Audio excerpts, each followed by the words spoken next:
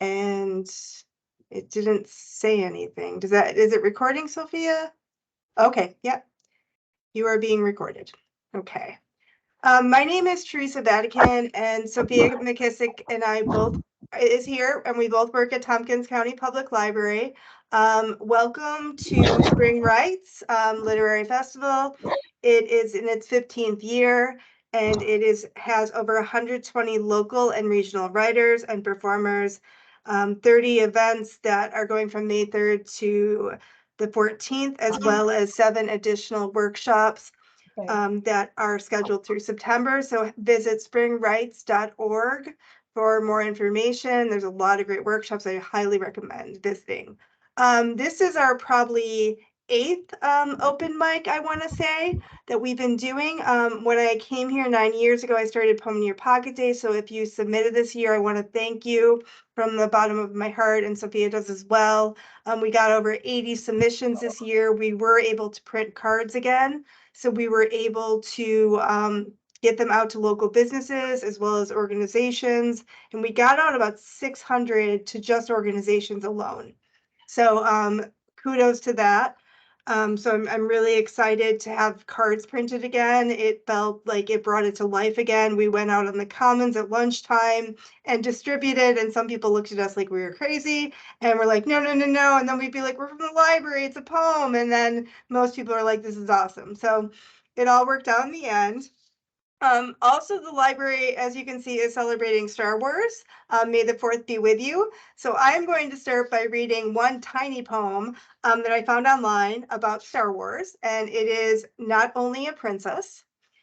Small of stature, but big of heart, a fieriness larger than her, defender of the oppressed and downtrodden even at her tender age, wanted by the Empire, friend to a burnout Jedi, one of the few left. She renews his faith in the Jedi, renewing his fight against the Empire. A shadow of the feistiness she would show all her life, and into the politics of the Empire, fighting in the Senate and aiding rebels later. So may the 4th be with you.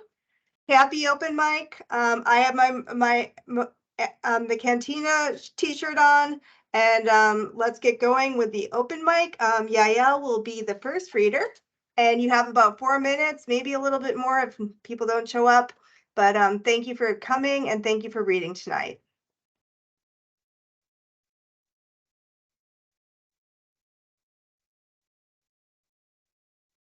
And can you hear me now?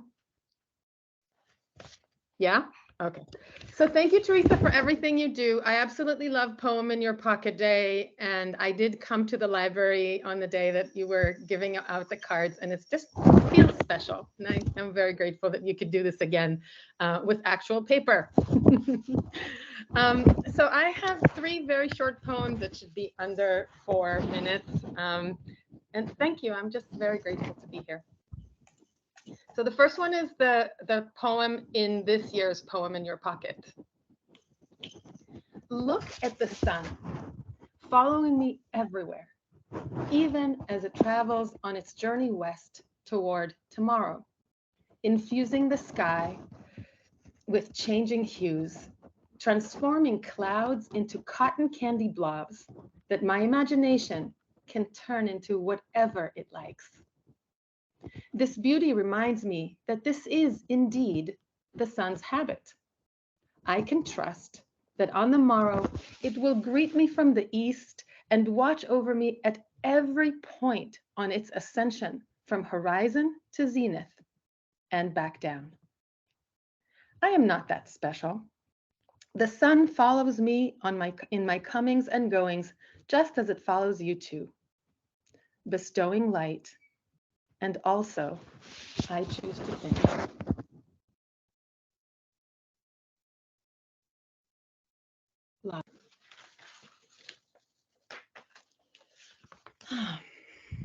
This one is from just a few weeks ago. I win at life, I declare, smiling, but it's a big fat lie. I'm not fibbing, just wrong, forgetting that life is not a competition, is not a test, is not a battle. And each and every war since the dawn of time was never, not once, the only or the best path. I am not a winner. Nobody is a loser. We are all just doing what we can with what we know, with what we have.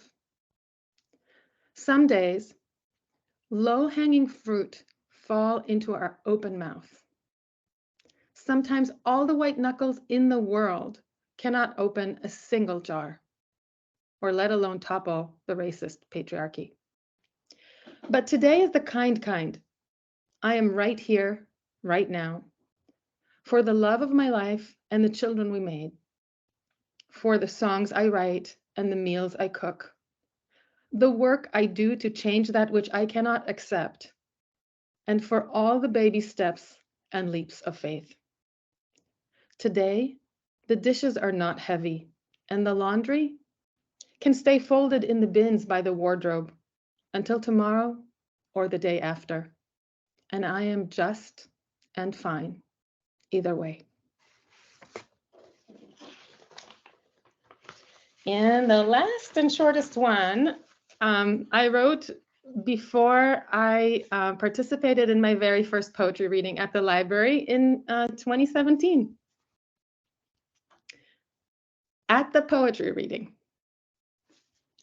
turn off your phone, put it in your jacket pocket, the zippered one. Don't look at your watch. Even when her eyes are on the printed page, the poet can sense your distraction. Look at her. Ignore the frown lines. See the twinkle in her eye. Yes, those are tears. Show her yours if you have any. Allow a wince, a frown, a shudder. She will sense those too. Smile at her before she starts reading and nod your head. Send her sure-footedness, jaw freedom, and good juju. Put a hand on your heart, sigh, clap. Later, don't ever say a poem was nice. Be specific. Use her words, then yours. Powerful. Thank you. Thank you. Ian Shapiro, you will be up next, and I'm going to spotlight. And then I'm going to take the spotlight of Yael. Thank you. Ian, are you ready? I am. I saw that Sophia had her hand up. Just want to. Sorry, that was a mistake on my part. Oh, quite all right. So I'm reading two poems. The first one is The Sweet Tea Spice.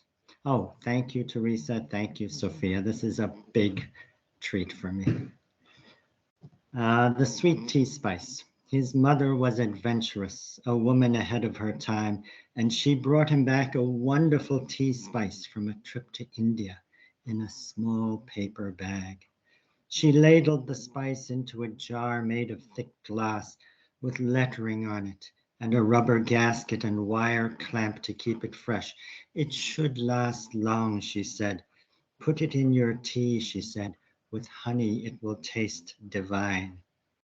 And as he spooned it in, he loved to see the spice grains scatter themselves across the tea, and he loved its smell and its taste. But the spice tickled his throat, and he found he needed less than a teaspoonful, and indeed less than a half teaspoonful, and in fact just a teaspoon tip of spice was right. And so even though he had the spice in his tea every day, it lasted a long time. It lasted for weeks, it lasted for months, it lasted for years, and it has lasted, in fact, every day to this very day, from his mother to him, and to me, and now to you. And what she said to him, I now say to you. Put it in your tea with honey. It will taste divine, and it should last long. She said to him, and that's what I now say to you.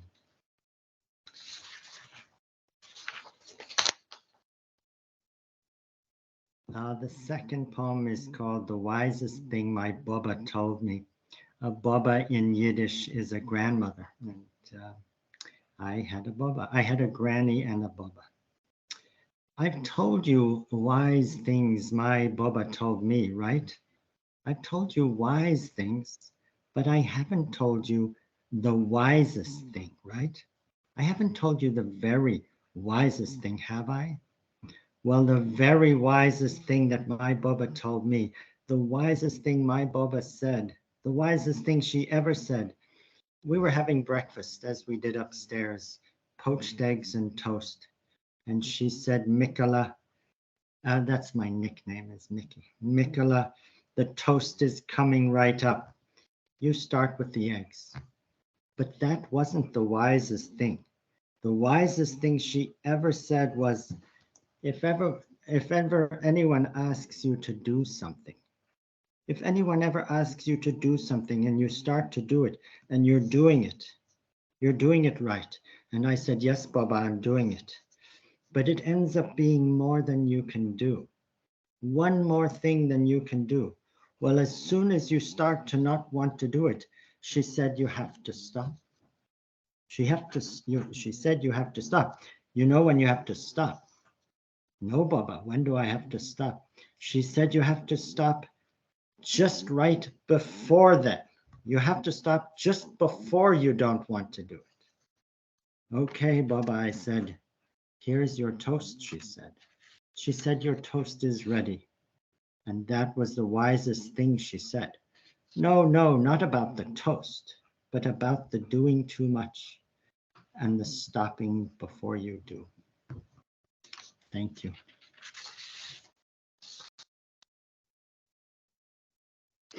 Thank you, Ian. I'm going to take the spotlight to Carol.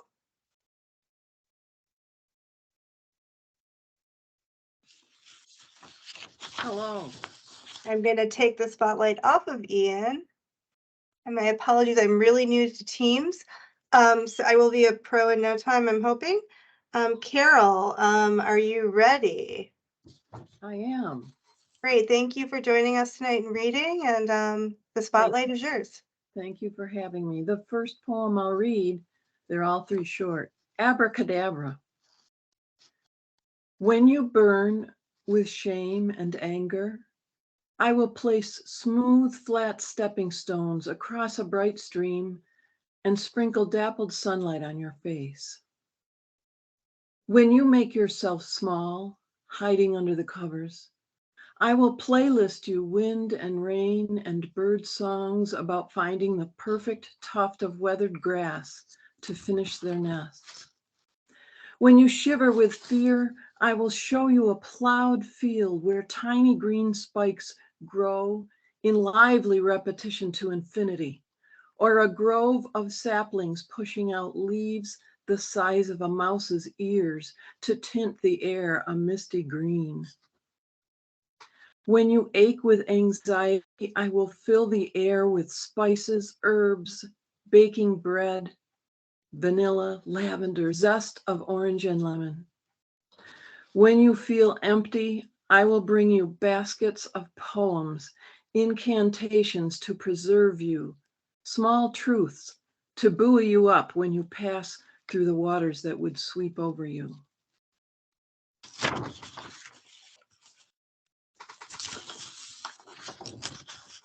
This next one is about the weather. Prayer in the sunlight. Green me back to action. Call back the yellow and purple to the finch's feathers. Call worms from their caves, flowers from their green fuses bursting up everywhere, trees from their meditations. Call the hiss back into the water as it gushes in every gorge. Uncover mosses that suck their green softness into the brown forest floor. Shine up the pines that show such tenacity as to still be here, reflecting sunlight needle by needle, vibrating with a gentler wind song. Let cardinals, jays, and crows too spread their wings in your warmth. Shake out wintry dust. We ache with yesterday's cold, await green's filter to brighten the air.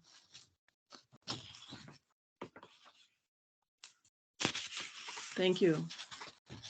My last one is called Find Yourself. When you make your sacred pilgrimage, do not go to France or Spain or Saudi Arabia, not the Western Wall, nor the banks of the Ganges.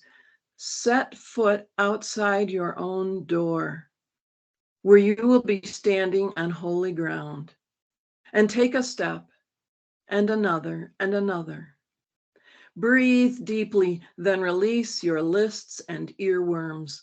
Look out over mailboxes and roads, streets of stores or offices or houses. What you find surprises you sometimes. Share your surprises with others. Enjoy the sharing. Do not count your steps. When you grow tired, stop to sit where you can see a horizon or a patch of sky. Study the crevices of rotting logs, the patterns on damp leaves. Catch the light wherever you can. Let the calling birds open your ears and your heart. Restack spilled bricks. Draw maps in the dirt or sand. Find yourself in the center of a map, in the sun, in your joy. Thank you. Thank you, Carol. I loved the catch the light wherever you can. I often find myself going outside the library and just standing in the light. And what we find outside our own door is so amazing. Stacy, you're up next. I'm going to spotlight you Okie doke. and take the spotlight. This takes a few clicks of my buttons. So, okay. All right. Thank you, Stacy. Okay. Thank you. I know Carol's amazing with nature poetry, and normally I write a bunch of nature poetry, but 2 out of 3 of mine are not now because I knew you were reading before, so I figured I'd mix it up. Oh, Stacy. So this one is, the first one is because Mother's Day is coming up. This is a Mother's Day wish list that I wrote this time last year. To honor a mother, you can start with your own, as most people do, perhaps with flowers, perhaps with a nod at a shadow, perhaps with a primal scream and breaking things. To honor a mother, you can think of our earth, relieve her exhaustion, say yes to clean air, shout yes to windmills off the coastline, and do one thoughtful thing toward cleaning this mess. To honor a mother, understand that this day arose from women's fire, began as voices of mothers weary of war and its shredding of hearts, anguish old as time and wide as the world. To honor a mother, you can listen to a woman, really listen if she wants you to, knowing decisions about her body, including choices about maternity, are hers, just as your health is privately yours. To honor a mother, you can hold your own heart and sing it a lullaby, keeping space for its longing, give a nod to its shadows, and begin stitching one hope to another into a plan for tomorrow. Thank you. All right. This one is pretty new too. My aunt sits at the diner, 59, never married, waiting for Ned, who said he'd look forward to meeting her. She said she'd have pearls, so he'd know it was her, and she feels a warm lick of hope. When she was a girl, the neighbor boy, a farmer in cow-scented clothes, paid her a $5 to see her naked and laughed, said she looked like an ostrich. And we as children thought her neck gave her that affect, but we never said because she took us places and played board games that we liked and had helped our mothers when they had nothing. But now in the diner, pearls on her neck, a different game afoot, as Ned enters the restaurant and spies the woman in pearls and turns and leaves. All right, so the last one is a springy one. I wrote it a month ago. My garden emerges from winter, rangy, disoriented like Saturday's teenager who slept in clothes worn yesterday. The youthful flower bed offers no illusion of spiffing up, not while wrens are busy and worms are churning and wind comes again and again. Before long, I will cease my benign neglect and will approach with my rakes and my admonishments and my cooing at sprouts, knowing a long shower at just the right temperature will set all to right. Thank you. Thank you, Stacy. Spring is quite the season. It never knows what it wants to do, and I love it. I love transition, but it definitely is interesting. So thank you very much. Sarah, are you ready? I'm going to spotlight you. Yes. Okay.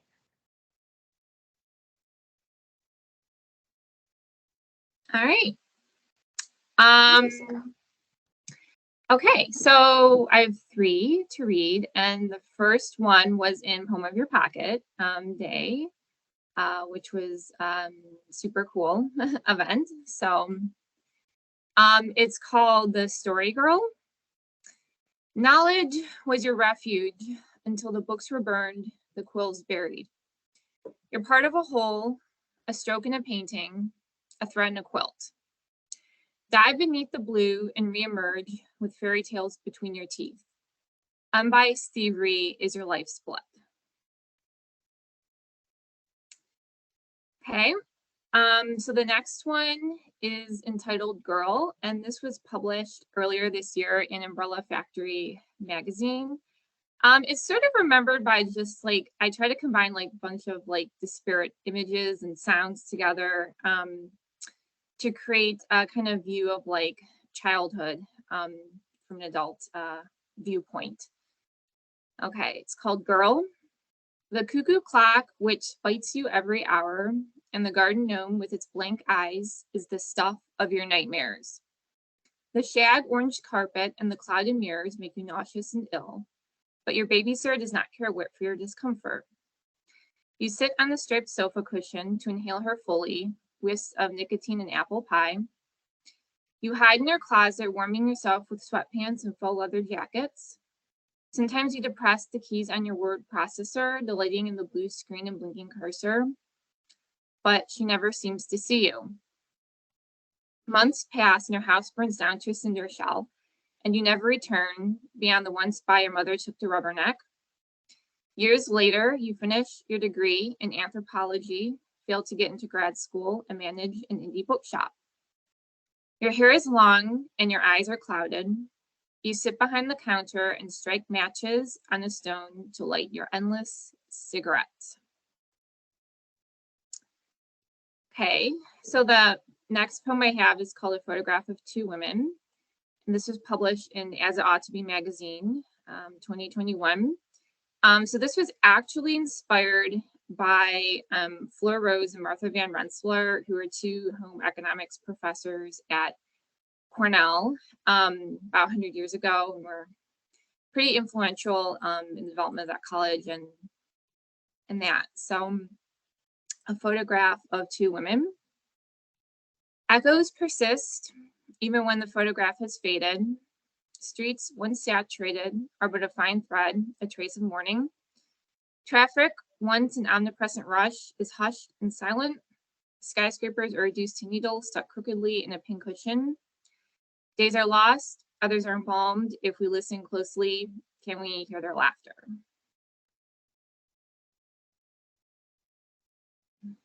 Thank you, Sarah. Back when I was in high school, we used to chain smoke one after the other at Perkins. Okay, it was a long time ago. Okay, Camden, are you ready? Yes, I am. I'm gonna spotlight. That was back in the 90s when I was in high school. I'll give you away my age. It did have a 90s influence on it, but I was a kid then. So. Camden, you ready? Yeah. Thank you very much. So I'm just gonna read one poem that I wrote for school a while ago. It's called Better. I know you liked her better. She had better hair than me. She had better manners than me. She said please and thank you. I know you liked her better. Why wouldn't you? She obeyed you. She loves you. I know you liked her better. I know I've changed. I know I'm not the girl I was. I know that I fight back now.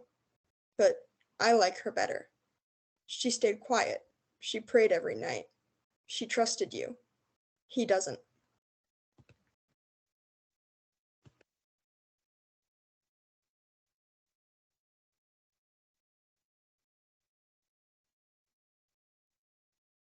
Thank you, Camden. That was powerful. Wow. Okay, up next, we have Linda Myers. Thank you, Linda. Let me spotlight you.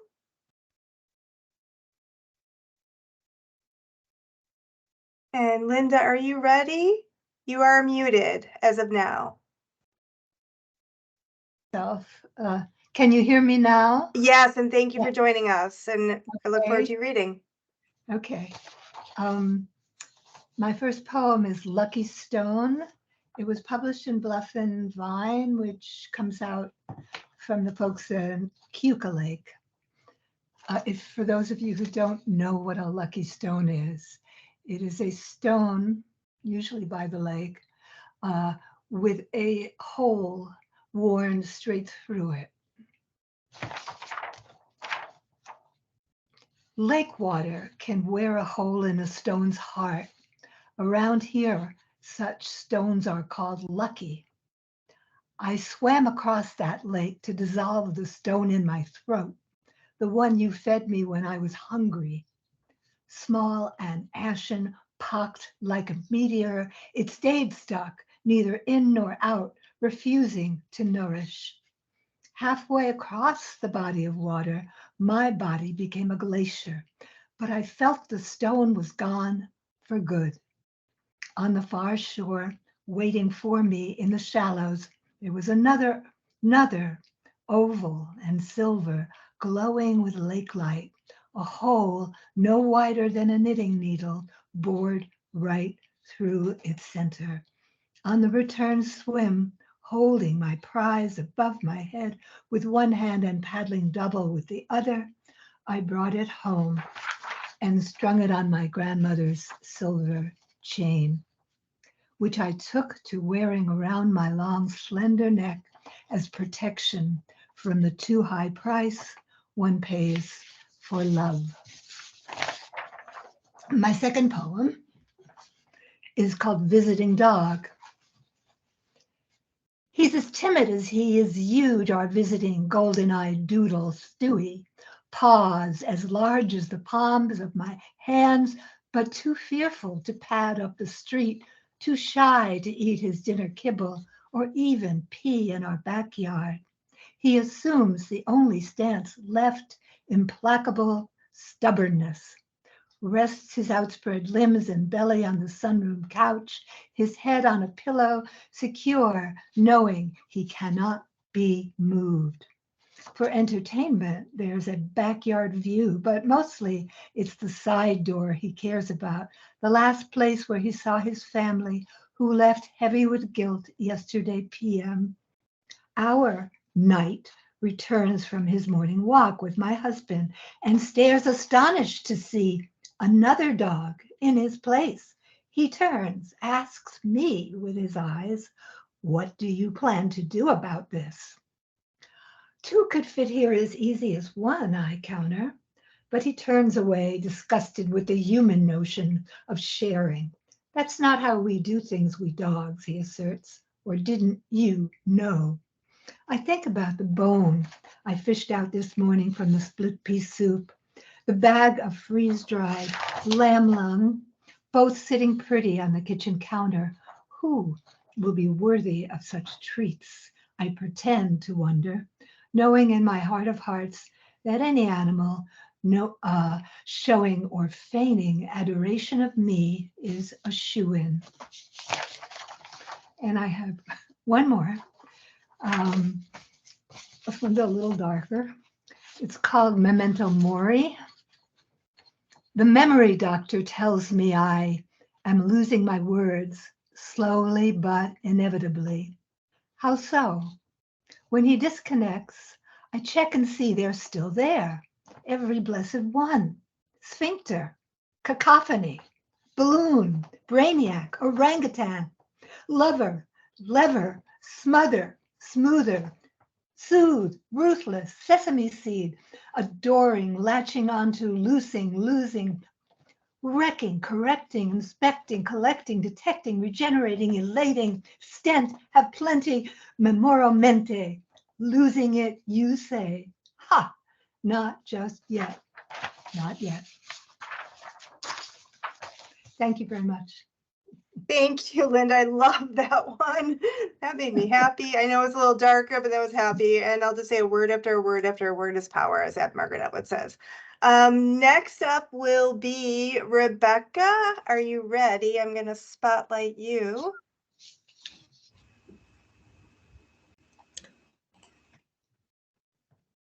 My, Rebecca. my first poem is called A Dull Companion. Dignity is a dull companion, as aloof as it is cold, and its promise of strength just leaves you with nothing to hold. Pride provides a lame partner, unresponsive and empty, giving no warmth or comfort with its inability for empathy. Self-respect is a fickle spouse, never there when you need it the most. It talks a good game, but in the end, it too just ghosts. My next one is called Advice.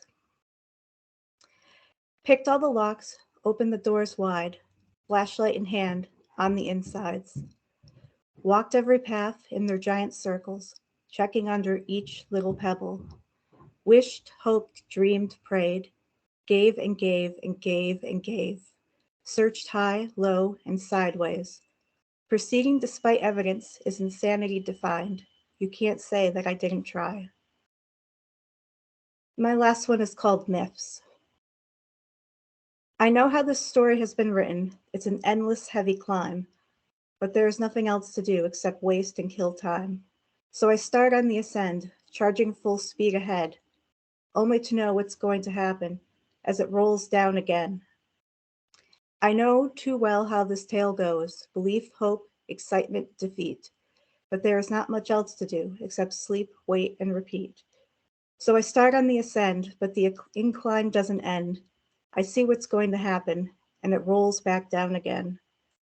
I know this is my lot in life, trying over and over and over, and then never a safe cliff to rest on, and it will roll back down again.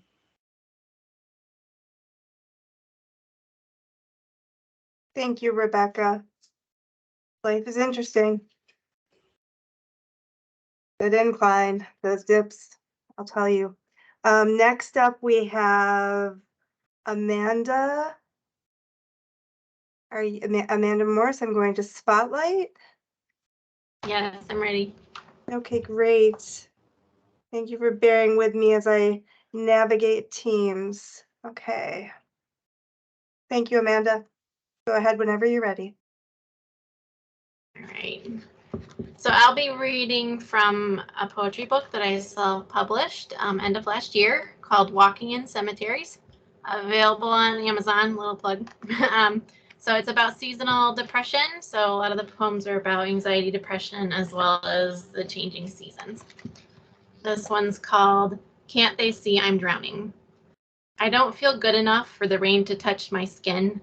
I'm not worthy of the catharsis of nature's natural tears. I wonder what I look like on the outside when the minutes crawl by like years. Unrest that spins like sickness behind my eyes. I laugh, I smile, I laugh, I tease. Why can't they see the lies? A blackness that crushes, a gray that claws, picks at your attention, pulls at your senses, clouds around your personal bubble, till everything and everyone is in a fog. But I've got to smile, be courteous, communicative, and cooperative. I've got to be energetic and organized, to be impossibly awesome like no one has before. Watch me drag my feet across the floor, drowning. Let's see. The next one is about spring. I titled it Open. I I miss spring and new beginnings. I was the baby born at the right time. My time comes when the weather is warm and the sky is breathing, and the trees and flowers open up and bloom. They stretch, and I stretch, try to hug the sky and envelope myself in the atmosphere of nature. If I could fade away and be a piece of earth, I would be a flower or a star in the sky. Either way, someone looks up or you open and shine. And the next one's called Library. Stacks of books, quiet corners and table nooks. The chairs are patterned, the carpet's soft. Daylight beckons, here's where we start off. Pick your destination, a rocket to space, Mars-like universe, a romantic place. He's on a pirate ship, she's in the sky. Stomp through castles and lakes, watch dragons fly. Hiking through jungles, searching for treasure. Double secret agent lives, an island of pleasure.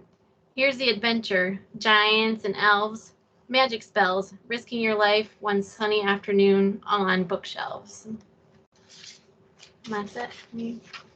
Thanks, My everyone. heart.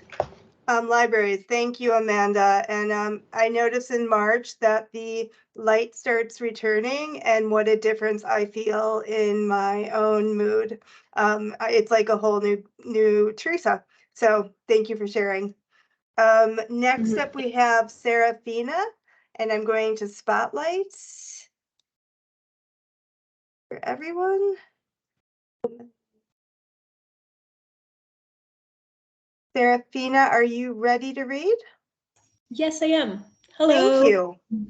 You're Thank you. up and you're spotlighted. So whenever you're ready, thank you very much. Thank you. I'm going to read from this series of sort of like short fiction prose that I've been writing. The series is called Joe the Duck, alternatively Whack Quack. So here's the first little bit. He walks like a duck, quacks like a duck, looks like a duck, thinks like a flamingo, believes he is a swan. The next one. Joe the Duck was sitting in his first day at the Flamingo Military School. The general was lecturing about the proper way to put on the uniform, buckle the helmet, wear the various guards, carry their cot, and armaments. It was a lot of information and required more spatial awareness than he was used to, and Joe the Duck was struggling to keep up. "Cadet Joe, you are taking too long. Give me 5 push-ups," shouted the general in his face. "Sir, yes, sir," responded Joe the Duck, as he dropped to the floor and did the push-ups. Just then he wondered how in the world he ended up in the Flamingo Military School. When everyone was done practicing putting on their gears, the general tested the cadets. They had their uniforms on, but they may as well have been buck naked with all their anxieties and insecurities. "Now, can anyone tell me, what is the most important item for the cadet in the field?" Everyone was looking at the ground, hoping desperately not to be seen. Joe the Duck remembered something he once saw in a guide magazine for treacherous missions.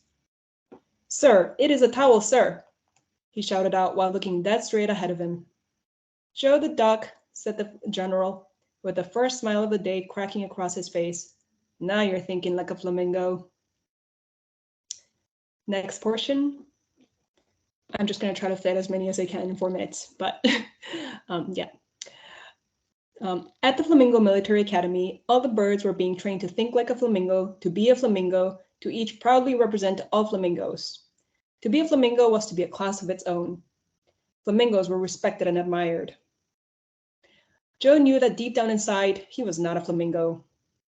But the training and drills were all so arduous and unending, so difficult to escape, that it was all he could do to declare for himself, the few moments of the day he could think to himself some quiet thoughts, that he was not a flamingo.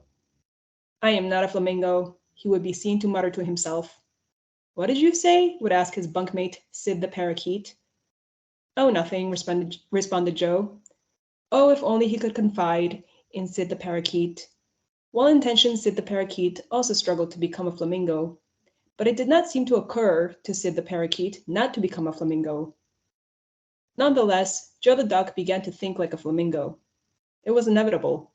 He still quacked like a duck, but it didn't much matter because as a cadet, one was one was not expected to speak, only listen. And though he still looked and walked like a duck, that didn't much matter either because, heck, with their uniforms and the perpetual dirt and grime that covered them every day, they all began to look the same to each other too. Joe the duck didn't care about how he walked or looked or quacked. He was worried about how he was thinking like a flamingo. Flamingos were disciplined, orderly, and hardworking. Flamingos knew they were only significant together as a group. And more important than anything else, flamingos let nothing get in the way of their mission. Next. Joe quickly became a stressed duck, but you wouldn't know it just looking at him. He always had a cool and detached demeanor about him. If you got to talking to him and got over his loud quacking, though, which most never bothered to do, you could sense the turmoil in him. And it wasn't for the reasons you would think. All the other birds of the squadron made fun of Joe the duck just from the way he went about as a duck. He may be the only duck in the squadron, but from the show they put on, you would think they had never seen a duck before. They made fun of the way he waddled on the field like a toddler in a grown-up outfit. The way he waded through mud with his big floppy feet. The way he quacked made everyone say he's from Brooklyn. He wasn't. Even the way he glided smoothly in the water was subject for ridicule. It was everyone's favorite pastime to gather and laugh at him. They would make cartoons of him holding a sliced pizza. No, this wasn't why Joe the duck was stressed. He had tuned everyone out and never even noticed their guffaws anymore. It rolled off his hardy plumage like water. He did not care what these other simple-minded birds would say. Joe the duck lived mostly in his mind, and he was stressed because there was a big intruder inside. It was the flamingos. Excuse me. The flamingos were like a virus. They took up all the darn space inside his mind and would not let him think. The fact was that Joe the duck loved poetry. Swans wrote poetry. Joe wanted to be a swan. Deep down inside, he wanted to believe he could be a swan. The flamingo mindset at the Flamingo Military School did not lend itself to poetry. It was very difficult to be attuned to his senses and feelings when he had to empty himself of himself, constantly move in formation with the squadron. The flamingo mindset constantly made demands of him to be rigid and invisible at the same time, and this hurt him very much. Oh, how it hurt him deep within his soul. Joe wanted to be a swan, but he was where he was. Thank you. I want to meet Joe the duck. Great story, Serafina. Thanks for sharing. Is there anyone else? I'm going to stop spotlighting. Serafina, is there anyone else that hasn't gone right now tonight? I think there was one other reader that's not here. And is there anyone else that wants to read any more? I wish I could say I had a ton of poetry written, but I don't. I'm more of a reader. I am searching for my creativity by doing the artist's way, but waiting to find it. But I do love to read and I love to listen. And I think listening to poetry and prose read by the author is one of the most powerful things I've ever had. So thank you all for being here tonight. I enjoy this every year, and I hope you'll do it again next year. And I give you a big round of applause and a big thank you from Tompkins County Public Library tonight. Have a good evening, everyone. Take advantage of spring rights. There's so much to do. I have to sign up for some things, and have a wonderful evening and a great weekend. And may the 4th be with you.